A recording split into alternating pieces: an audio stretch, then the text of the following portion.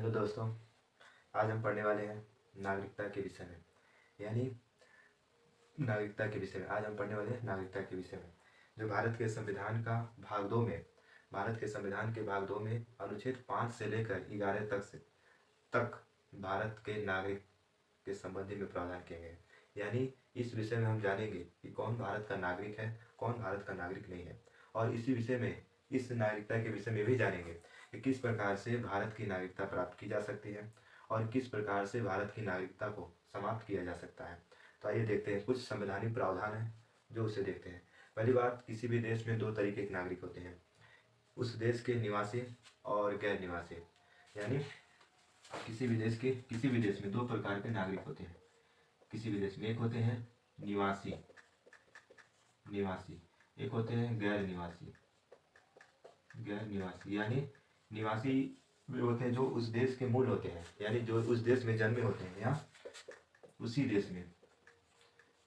देश में जन्म हुआ होता है उनका, ठीक, तो उस देश के निवासी कहलाते हैं। और जो गैर निवासी होते हैं वह उस देश के न होकर के या विदेशी देश के होते हैं। यानी किसी भी देश में दो प्रकार के ही नागरिक होते हैं, या तो उस देश के निवासी हो जो, और या तो गैर निवासी हो। गैर निवासी जैसे एग्जाम्पल है हम, ठीक, भारत में दो प्रकार के नागरिक हैं। एक तो यहाँ के खुद के नागरिक हैं जो यहाँ पर जन्म हुआ है उनका, ठीक। एक वे नागरिक हैं जो विदेशों से आकर भारत में रह रहे हैं, जैसे WHO के ऑफिस में, ठीक, WHO के ऑफिस में विदेशी कर्मचारी भी हैं। तो इस प्रकार से किसी भी देश में, या तो बाहर USA का एग्जाम्पल है, USA में भारतीय लोग पढ़ने जाते हैं, छात्र हैं, काम करने भी जाते हैं, तो वहाँ के निवासी नहीं है, वो गैर निवासी हैं। और वह निवासी कहाँ के हैं? भारत के हैं। तो किसी भी देश में इस दो प्रकार के नागरिक होते हैं, निवासी और गैर निवासी। तो आइए हम जानते हैं कि नागरिकता के विषय में हमारा संविधान क्या कहता है। तो सबसे पहले जो हमारा संविधान है, नागरिकता के विषय में भाग 2 में, यानी नागरिक से संबंधित जितने भी प्रावधान हैं वह भाग 2 में किए गए हैं। किसमें? भाग 2 में अनुच्छेद 5 से लेकर 11 तक। कितने अनुच्छेद? 5 से लेकर 11 तक अनुच्छेदों में बांटा गया है। तो सबसे पहला अनुच्छेद जो है, आइए देखते हैं, आर्टिकल 5।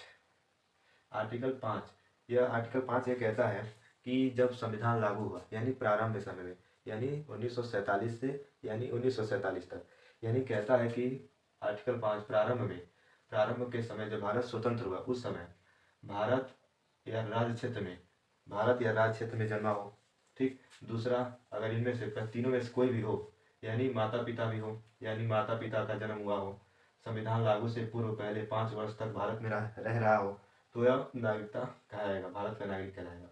दूसरा जो है, अनुच्छेद 6 कहता है कि पाकिस्तान से भारत आए, यानी 1947 के समय जब भारत का विभाजन हो रहा था, तो भारत के नागरिक पाकिस्तान में, पाकिस्तान के नागरिक भारत में आ रहे थे। तो उसके विषय में अनुच्छेद 6 यह प्रावधान क्या किया गया कि जो पाकिस्तान से भारत आ रहे हैं उनकी नागरिकता के विषय में प्रावधान किया गया।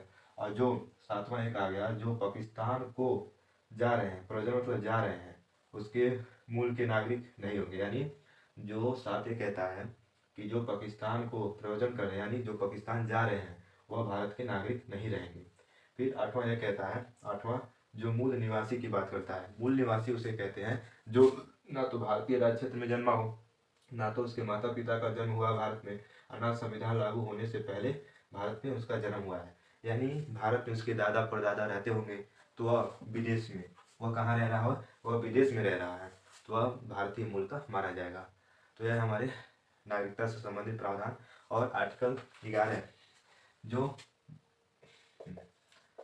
11 कहता है, यह संसद को शक्ति देता है कि नागरिकता से संबंधित प्रावधान बनाने के लिए। तो इसी के क्रम में हम पढ़ेंगे भारतीय नागरिकता अधिनियम 1955 से संबंधित प्रावधान के बारे में।